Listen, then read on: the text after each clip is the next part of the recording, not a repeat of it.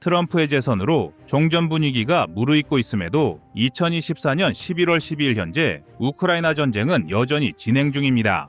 휴전 협상이 시작되기 전에 작은 고지 하나라도 더 차지하기 위해 주요 전선에서의 교전이 계속되고 있는 것인데요. 특히 러시아군의 약진이 매섭습니다. 동부 전선에서 러시아군은 도네츠크주 아우디우카 지역에서 공세를 강화하여 해당 도시를 장악했는데, 이는 지난해 바흐무트 점령 이후 러시아군의 최대 전과로 평가될 정도입니다. 남부 전선은 우크라이나군이 남부 헤르손 지역에서 러시아 방어선을 돌파하며 진격을 시도하고 있는데요.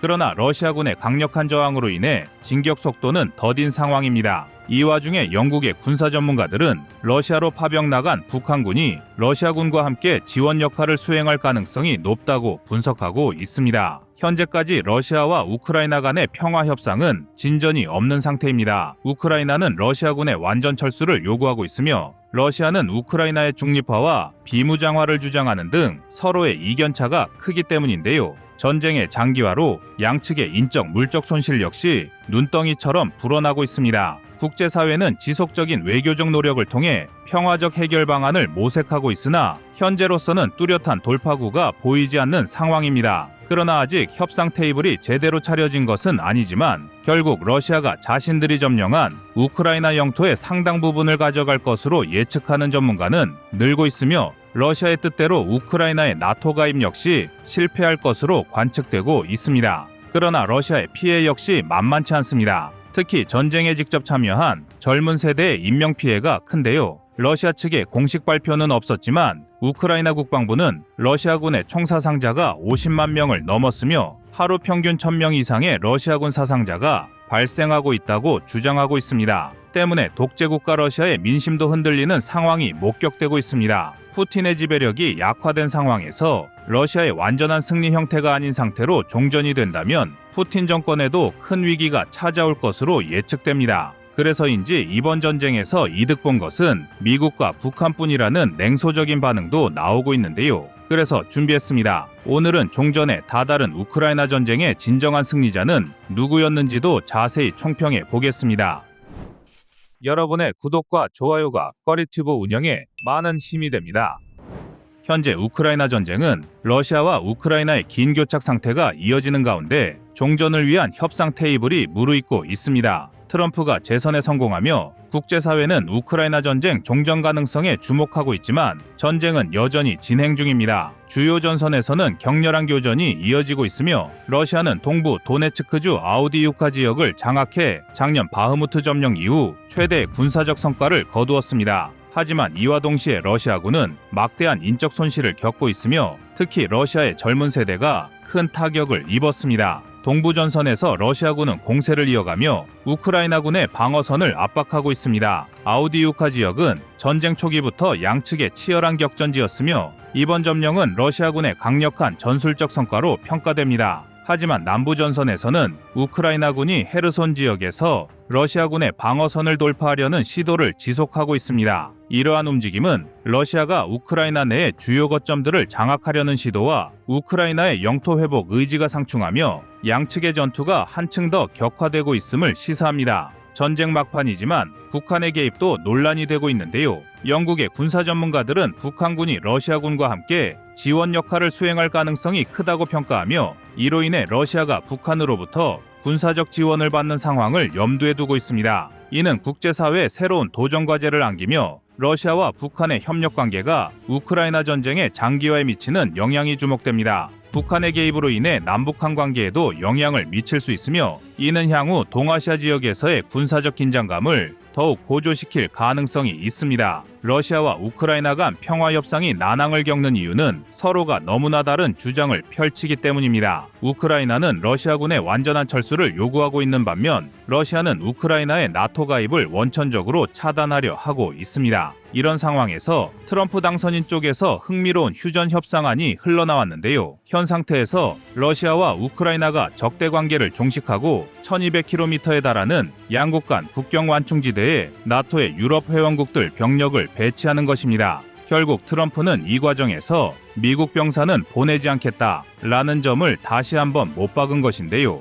사실상 우크라이나 전쟁에서 미국은 발을 빼고 나토에 이 역할을 맡기겠다는 뜻입니다. 그리고 완충지대에서의 군사적 지원은 폴란드와 독일, 영국, 프랑스 등의 나라가 거론되고 있습니다. 대신에 미국은 러시아가 다시 전쟁을 일으키지 못하도록 우크라이나에 억제 효과가 있는 수준의 무기는 계속 공급한다는 절충안을 제시하고 있는데요. 여기에 러시아 측에도 우크라이나가 앞으로 20년 동안 나토를 포함한 어떠한 형태의 동맹체에도 가입지 않겠다는 약속을 해 나름의 당근도 내밀고 있습니다. 당연히 러시아와 우크라이나는 트럼프 측의 휴전안에 반발하고 있습니다. 우크라이나가 발끈한 것은 휴전 협정 체결 시 우크라이나에서 새 선거 치르겠다는 내용 때문이었는데요. 전쟁 초기와 달리 날이 갈수록 지지율이 떨어지는 젤렌스키의 입장에선 자칫 이번 휴전 협상으로 정권을 잃게 생긴 것입니다. 사실상 우크라이나가 1991년 독립 당시 설정된 전 영토를 수복하지 못한다면 젤렌스키의 재집권은 끝났다고 보는 전문가가 많은데요. 이 때문에 젤렌스키는 자신의 정권 유지를 위해 협상안을 거부한 것입니다. 그러나 반대로 우크라이나의 정치 분석가인 볼로디미르 페센코에 따르면 우크라이나가 휴전 협상을 계속 미루다가는 원조가 중단될 것이 뻔하기에 적정한 선에서 휴전안을 수용할 것이라 예측하고 있습니다. 반면 러시아의 반대 이유는 명확합니다. 현재 전선 상황에서 러시아가 유리하며 시간은 러시아의 편이기 때문입니다. 더구나 러시아는 현재 동부 전선에서 북한군의 지원을 받아 5만 명의 병력을 규합해 쿠르스크주의 탈환에 나서고 있는데요. 이에 바이든 현 대통령은 트럼프가 취임해서 우크라이나 지원을 중단하기 전에 우크라이나 군사 원조액 중 나머지 70억 달러의 신속한 집행을 꾀하고 있습니다. 여기엔 패트리엇 시스템에 사용될 500기 이상의 요격 미사일과 레이시온의 사거리 15에서 30km의 지대공 미사일 나삼스가 포함되어 있는데요. 또 다른 방공 시스템과 F-16 전투기의 관리 보수에 필요한 계약업체들도 트럼프 집권 전에 보내려고 하고 있습니다. 도널드 트럼프 미 대통령 당선인의 장남 도널드 트럼프 주니어는 아버지의 승리 선언이 있자마자 우크라이나 젤렌스키 대통령에 대한 미국 군사경제 원조가 곧 끝날 것이라는 내용의 조롱을 담은 동영상을 인스타그램에 공유했습니다. 그는 젤렌스키의 얼굴 사진에 당신 용돈 끝나는 날 38일 남았어 라는 동영상을 업로드했는데요. 트럼프는 이전부터 미국의 우크라이나 지원을 비판해왔으며 젤렌스키를 지구상에서 가장 훌륭한 세일즈맨이라고 불렀습니다. 트럼프는 2023년 10월 우크라이나가 무기 부족으로 공경에 처했던 때에도 우크라이나에 대한 군사 원조를 막아 지원을 수개월 지연시킨 이력이 있습니다. 현 상황에서 러시아가 점령한 영토의 상당 부분을 가져갈 가능성이 크며 이는 우크라이나의 나토 가입을 불가능하게 만드는 조건이 될 것으로 보입니다.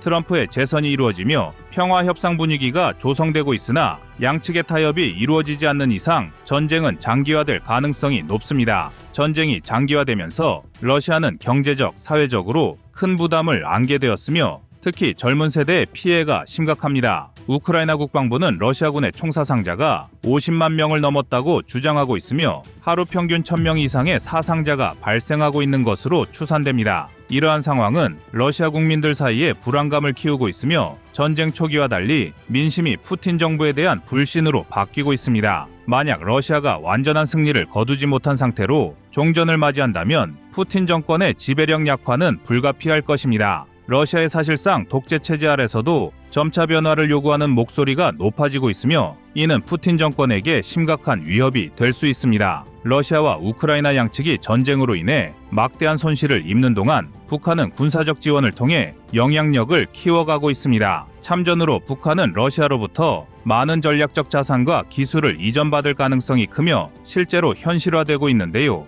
이는 한국과 동아시아, 미국의 안보 불안정을 초래할 가능성이 큽니다. 이에 한국은 대비책을 마련할 필요가 있는데요. 북한이 얻은 전략적 성과가 한반도와 동아시아의 안보 환경에 미칠 영향을 면밀히 분석하고 이에 대비하는 것이 필수적입니다. 현재 우크라이나 전쟁은 종전을 향한 길목에 서 있지만 러시아와 우크라이나 간의 근본적인 갈등이 해결되지 않는 한평화는 요원할 것입니다. 트럼프의 재선으로 국제사회는 새로운 종전 협상 가능성을 논의하고 있지만 협상이 성공적으로 이루어지기까지는 많은 시간이 소요될 것으로 보입니다. 양측의 협상 테이블이 차려진다고 하더라도 러시아가 점령한 영토를 반환하지 않는 한 전쟁의 상처는 여전히 깊게 남아있을 것입니다. 러시아 내부에서의 푸틴 정권의 지배력 약화, 북한의 전략적 성과 그리고 우크라이나 국민들의 지속적인 저항은 이번 전쟁이 단순히 전장의 문제를 넘어서 국제 정치에 큰 파급력을 미치고 있음을 보여줍니다. 한국을 포함한 국제사회는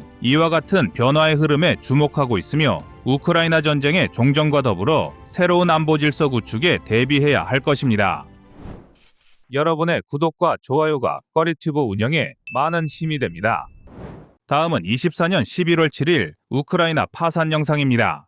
다가오는 미국 대선은 전 세계적으로 중요한 관심사입니다. 특히나 우크라이나에는 그 중요성이 배가 되고 있는데요. 현재 우크라이나는 러시아와의 전쟁으로 국가적 위기 상황을 맞이하고 있으며 그들의 미래는 미국 대선 결과에 크게 좌우될 것입니다. 그러나 현재 나오는 의견 중 상당수는 누가 당선되더라도 우크라이나에 대한 서방의 지원은 이미 한계에 다다랐으며 전쟁이 장기화할수록 우크라이나의 파산 가능성도 커진다고 경고하고 있습니다. 미국은 지금까지 우크라이나에 약 128조 원에 달하는 자금을 지원해왔습니다. 이는 우크라이나 전쟁 비용의 약 절반에 해당하는 금액으로 미국이 우크라이나 전쟁을 사실상 재정적으로 지탱해왔다고 해도 과언이 아닙니다. 그러나 이제 상황은 다릅니다. 미국은 이스라엘에도 막대한 자금을 지원해야 하는 상황이고 이러한 이유로 우크라이나에 대한 추가 지원이 이전만큼 확실하지 않다는 전망이 나오고 있습니다. 유럽 국가들도 마찬가지입니다. 표면적으로는 지원 의사를 표명하고 있지만 실제로는 이전보다 소극적인 모습을 보이며 뒤로 물러서고자 하는 기색이 역력합니다. 특히 독일은 우크라이나에 대한 실망이 극에 달한 상황입니다. 그 이유 중 하나는 우크라이나 특수부대가 독일과 러시아를 잇는 가스관을 폭파한 사건입니다. 독일은 이를 심각한 배신 행위로 간주하고 있으며 현재 독일의 여론은 우크라이나에 대한 추가 지원에 대해 회의적입니다. 프랑스 역시 말로는 우크라이나에 대한 지지를 표명하고 있으나 올해 사용한 예산은 겨우 8조 원에 불과하며 이는 네덜란드와 같은 중소국가의 지원 액수에 불과합니다. 내년에 프랑스는 40조 원을 우크라이나에 지원하겠다고 발표했지만 이러한 약속을 그대로 믿는 나라는 거의 없습니다. 현재 서방이 동결한 러시아 자금은 약 3천조 원으로 추정되며 그 이자나 수익금을 우크라이나에 지원하는 방안이 논의되었으나 헝가리를 포함한 일부 나토 회원국들은 이를 반대하고 있습니다. 나토는 만장일치 표결 원칙을 따르기 때문에 이러한 반대가 생기면 재정적 지원에 큰 걸림돌이 될 가능성이 큽니다. 더구나 러시아가 이번 전쟁에서 지더라도 완전히 패망한 것이 아닌 이상 러시아 자금을 우크라이나 재건에 사용하는 것을 두고 보지는 않을 것입니다. 곧바로 러시아의 복수가 시작될 텐데요. 현재 유럽이 러시아에 투자했거나 현지에 두고 온 자산의 규모는 약 3,100조 원에 달합니다. 유럽이 동결된 러시아 자금을 우크라이나 재건에 사용하려는 시도를 하면 러시아는 자국의 자금을 회수하려는 동시에 우크라이나 재건을 방해하기 위해 유럽 자산을 강탈할 가능성도 있습니다. 이처럼 러시아와 유럽의 이해관계가 첨예하게 대립하는 상황에서 나토가 우크라이나를 위해 이러한 모험적인 결정을 내릴 가능성은 매우 낮으며 더 이상의 희생을 감수할 이유도 없습니다. 이런 뉴스에서 파생된 것인지 최근 대한민국 내에서는 서방이 동결한 러시아 자금으로 우크라이나를 재건할 수 있을 것이라는 주장이 제기되고 있지만 이는 현실성이 매우 낮습니다. 우크라이나 전쟁이 끝나면 우리나라 건설업이 우크라이나에 진출할 것이라는 예상인데요. 이는 정말 조금만 계산해보면 답이 나오는 어처구니 없는 망상일 뿐입니다. 물론 가능성이 전혀 없는 것은 아니지만 현재 러시아에 3,100조가 물려있는 유럽과 미국의 입장에서 노다지와 다름없는 우크라이나 시장을 대한민국에 넘겨줄 리가 없습니다. 만에 하나 우리나라 건설기업이 복구 사업에 뛰어든다고 해도 공사대금을 지불받지 못하는 위험성을 갖고 모험할 필요는 없을 것입니다. 여기에 가장 계산이 빠른 프랑스가 우크라이나 전쟁에서 발을 빼고 있는데요. 최근 프랑스의 대통령이 반전이라는 프레임을 들고 우크라이나 지원에 반대하는 것도 이와 무관하다 할 수 없습니다. 그렇다면 나토의 돈줄은 날이 갈수록 말라가는데 자생 능력이 전혀 없는 우크라이나는 얼마나 전쟁을 지속할 수 있을까요? 우크라이나는 현재 약 60조 원가량의 전쟁 자금을 보유한 것으로 추정됩니다. 현재 전쟁 중인 우크라이나는 재정 수입이 거의 없는 상태이며 전쟁 비용 또한 효율적으로 집행되지 못하고 있는데요. 사실상 우크라이나는 전쟁 전에도 부정부패가 극심했던 나라로 국가별 청렴도를 나타내는 부패인식 지수가 수리남보다도 한참 낮은 부패 국가였습니다. 서방이 지원한 전쟁 자금이 어딘가에서 줄줄 새고 있다는 것인데요. 만약 서방의 추가 지원이 중단될 경우 우크라이나는 내년 여름까지 버티기 힘들 것으로 예상하고 있습니다. 추가적인 지원 없이 우크라이나가 전쟁을 이어가기는 사실상 불가능하다는 것인데요. 더욱이 미국 대선에서 누가 당선되든 그들이 우크라이나 전쟁에 지금과 같은 대규모 자금을 투입할 가능성은 작아 보입니다. 얼마 전 언론에서는 우크라이나가 러시아 본토를 공격한 데 이어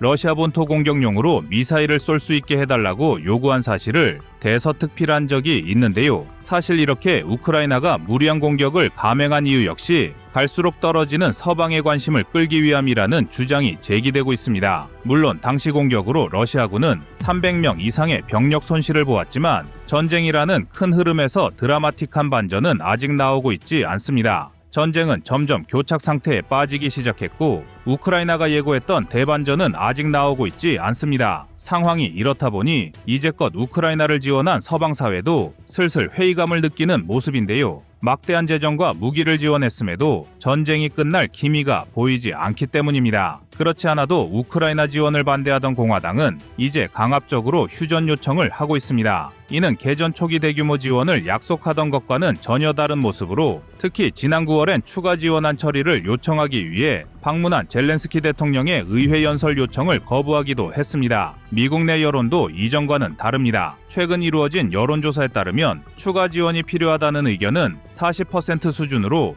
60%에 가까운 응답자가 미국은 할 도리를 다했다고 생각하고 있습니다. 그만큼 전쟁의 피로감이 누적되었으며 슬슬 이스라엘과 대만까지 걱정되는 미국의 분위기를 잘 보여주는 대목이라 할 수가 있습니다. 젤렌스키는 궁지에 몰렸고 오랜 전쟁에 지친 미국과 EU 당국자들 사이에서 평화 협상이 언급되기 시작했습니다. 물론 우크라이나는 이 같은 소식에 선을 긋고 있는데요. 최악의 상황은 우크라이나의 의지와 상관없이 러시아와 서방이 휴전 협상을 맺는 것입니다. 결론적으로 우크라이나의 장래는 매우 어두운 상황입니다. 서방 국가들은 우크라이나 전쟁에 대한 피로감을 느끼고 있으며 이제는 더 이상 자국의 경제를 희생하면서까지 우크라이나를 지원할 의사가 크지 않아 보입니다. 미국 대선 이후 우크라이나에 대한 지원은 더욱 축소될 가능성이 크며 유럽 역시 내적으로 심각한 재정 문제를 안고 있어 우크라이나를 장기적으로 지원하는 것은 한계에 달했습니다. 이제 우크라이나는 선택의 갈림길에 서 있습니다.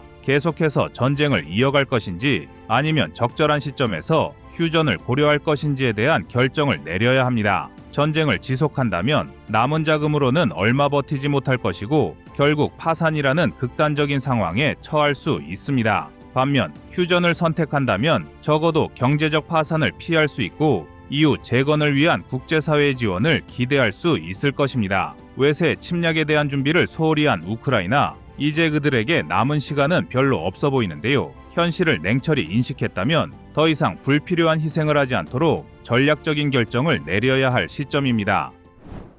여러분의 구독과 좋아요가 꺼리튜브 운영에 많은 힘이 됩니다.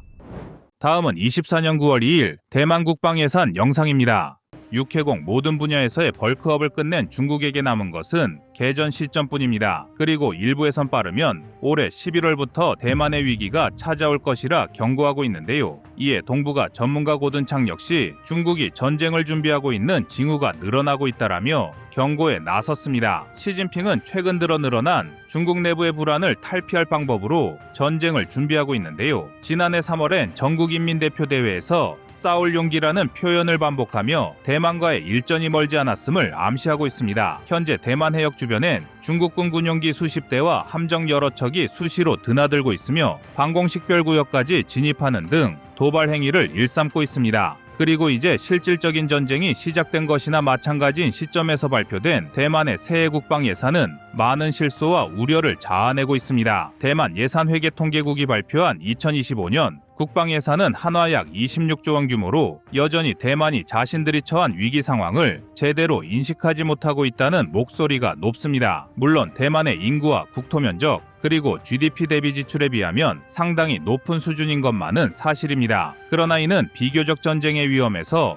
멀리 떨어진 네덜란드나 카타르에도 훨씬 못 미치는 수준으로 대만의 국방예산 순위는 세계 20위권밖에 머물러 있습니다. 특히 26조 원 안에는 자국산 잠수함 건조 비용 약 10조 원가량이 포함된 것으로 알려져 충격을 더해주고 있습니다. 세계 해군력 순위를 공개하는 미국 인사이더에 의하면 중국은 세계 2위의 해군력을 보유했을 뿐만 아니라 순위에 오른 국가 중 최다 규모인 425개의 현역 부대 외에 잠수함 72척, 항공모함 3척, 구축함 48척, 콜베트함 71척, 호위함 44척, 기뢰함 49척, 연안경비함 127척, 강습 상륙함 11척 등을 운영 중이라고 합니다. 물론 아직 세계 최강의 해군은 여전히 미국이지만 현역 해군 부대 규모는 243개뿐으로 중국의 절반 수준인데다가 전체 선체마저 23.3년으로 평균 연식 13.8년을 자랑하는 중국에 비해 첨단 화면에서 뒤처졌다는 평가를 받고 있습니다. 이제 많은 전문가는 중국이 미국의 해상 전력을 앞서는 것을 시간 문제로 보고 있는데요. 이렇게 항공모함과 잠수함 등 압도적 해군 전력을 동원한 중국의 군사력에 맞서야 하는 대만은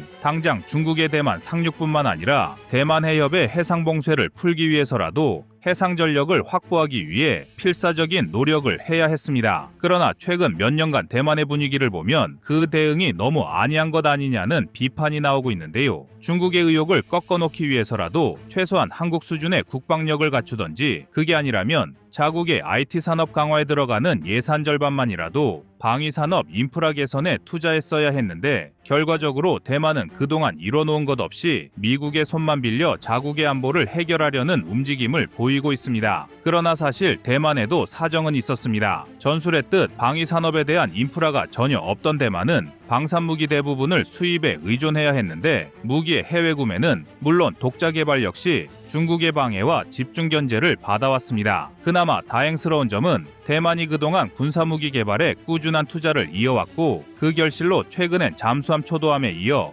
콜베트함까지 건조했다는 사실입니다. 여전히 많은 전문가는 대만의 신규 함정 건조를 두고 중국의 군사력에 대항하기에 충분하지는 않지만 일단 급한 불은 껐다는 반응인데요. 이제 바람 앞에 촛불 형국이 된 대만은 나름으로 열심히 전쟁에 대비하고는 있지만 두 나라의 국력과 군사력 차이가 워낙 극심하다 보니 대만은 미국 등 우방국의 힘에 운명을 맡길 수밖에 없습니다. 그러나 완벽한 준비를 마친 중국이기에 양안 전쟁은 그 시기가 문제일 뿐 더는 피할 수 없는 위기가 되었습니다. 일단 전쟁이 발발하면 속전속결을 노리는 중국 앞에 대만은 미국을 위시한 연합군을 대만 해역에 도착할 때까지만이라도 시간을 벌어야 하는데 지금의 대만 전력으로는 불가능에 가까워 보입니다. 과연 대만이 우크라이나가 러시아에 대항했듯이 대중국 방어 전략에 얼마나 참여할 것인지가 관건일 수 있습니다. 만약 전쟁이 대만 본토를 포함한 주변 도서에 국한된다면 중국에 이보다 좋을 수 없는 상황인데요. 때문에 대만은 이를 저지하기 위해 본토 방어에 이어 전선을 최대한 넓게 확대하려는 전략을 가져갈 것으로 전망됩니다. 중국은 중국 나름대로 이 남중국해에서의 우위를 확보하기 위해 산호초 등의 콘크리트를 부어가며 군사기지를 건설하고 있는데요. 사실 중국이 진짜 미국과의 전면전까지 감수할 생각이라면 양안전쟁 개전과 동시에 한국과 일본의 주요 군사기지를 선제 공격할 가능성이 높습니다. 주한, 주일 미군 기지를 공격받은 미국은 당연히 그에 대한 보복으로 중국 본토를 공격할 것이고 이렇게 되면 양안전쟁은 국지전이 아닌 세계대전으로 비화할 텐데요. 여기서 우리의 관심사는 대한민국이 전쟁 속에서 얻는 이득과 피해 규모가 될 것입니다. 한반도는 지정학적으로 미국과 중국 모두에게 매우 중요한 요충지로 중국의 수도인 베이징을 포함한 중국 전역의 주요 군사 거점을 타격할 최단거리에 있습니다. 반면 중국에겐 개전 초기에 제거해야 할 눈엣 가시 같은 존재라 할 수 있는데요. 현재 대한민국엔 28,500명의 주한미군이 대기하고 있으며 오산을 포함한 공군기지와 남해와 제주에 해군기지가 있어 한두 시간 만에 중국 본토를 타격할 준비가 되어 있습니다. 또한 대한민국은 북한이라는 주적에 대비하기 위해 언제나 전쟁을 준비해 왔는데요. 포탄 등 군사비축 물량은 세계 최고 수준인데다 각종 산업의 생산체계 또한 전시를 대비하고 있습니다. 2차 세계대전 당시 미국이 그랬던 것처럼 대한민국의 모든 공장에서 군수물자를 찍어낼 수 있다는 뜻인데요. 따라서 대한민국은 선발대인 동시에 연합군에게 가장 핵심적인 병참기지나 마찬가지입니다. 우리가 보유한 군사력 또한 중국이 만만히 볼 수준이 아닙니다. 포병을 위시한 지상군은 이미 중국 러시아에 필적하는 수준이며 특히 최근 우리 군의 미사일과 공군력은 중국조차도 큰 부담으로 여기고 있습니다. 따라서 단기전뿐만 아니라 장기전에도 특화된 대한민국이 적극적으로 미국의 편에 선다면 중국이 양안전쟁에서 이길 가능성은 현격히 떨어질 수밖에 없습니다. 그래서 중국 역시도 한국을 자극해 긁어부스럼을 만드는 것보다는 대한민국이 중립을 유지해주는 것을 가장 바라고 있을 것입니다. 그러나 어디까지나 대한민국은 제3자일 뿐이고 양안전쟁의 직접적인 당사자는 바로 대만입니다. 물론 미국에게 대만은 가장 중요한 전략적 요충지 중 하나로 절대 빼앗겨서는 안 되는 대중국봉쇄의 자물쇠 같은 존재입니다. 만약 중국이 대만을 차지하고 막대한 군사력을 바탕으로 태평양을 자유롭게 드나들게 되면 미국은 이 지역의 패권적 지위를 잃을 것이며 이를 방지하기 위해서라도 미국은 양안전쟁을 방관할 수 없을 것입니다. 그러나 이러한 미국의 결심을 흔드는 것은 대만의 모호한 태도입니다. 미국의 대만은 전략적인 요충지이지만 대만 내에는 여전히 친중 세력이 활개를 치고 있습니다. 미국이 대만에게 전략무기 기술을 넘겨줬을 때 벌어질 수 있는 기술 유출도 미국의 적극적인 개입을 막고 있는 요소입니다. 가령 대만의 차이잉원 전 총통이 집권 직후인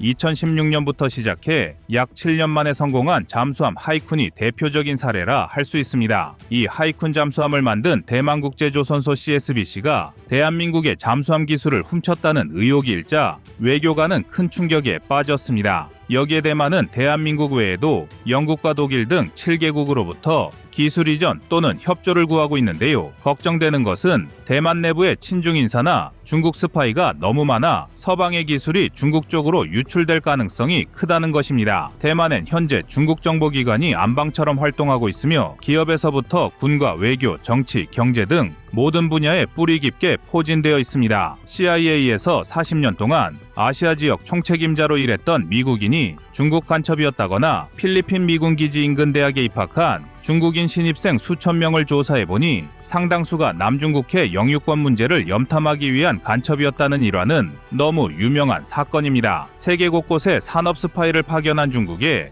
대만은 너무나 쉬운 먹잇감이자 활동이 편한 안방 같은 공간이 되고 있습니다. 이처럼 지구촌 곳곳을 누비는 중국 정보기관에 대만은 진입장벽이 너무나 쉬운 홈그라운드나 마찬가지입니다. 만약 우리가 대만을 믿고 넘겨준 군사기술이 중국으로 유출된다면 이는 대한민국에 군사적으로나 경제적으로 엄청난 피해를 안겨줄 것입니다. 그러나 이런 리스크에도 불구하고 대만이 무너진다면 그 다음 대상은 한국과 일본, 필리핀이 될 것이기에 일단 대만을 지키는 것이 대한민국의 국익에도 부합되는 일이라 할 수 있는데요. 중국이라는 위기에서 탈출하기 위해선 대만 스스로가 더 적극적인 행동을 취해야 한다는 사실을 하루빨리 깨우치길 바랍니다. 이상 꺼리튜브였습니다.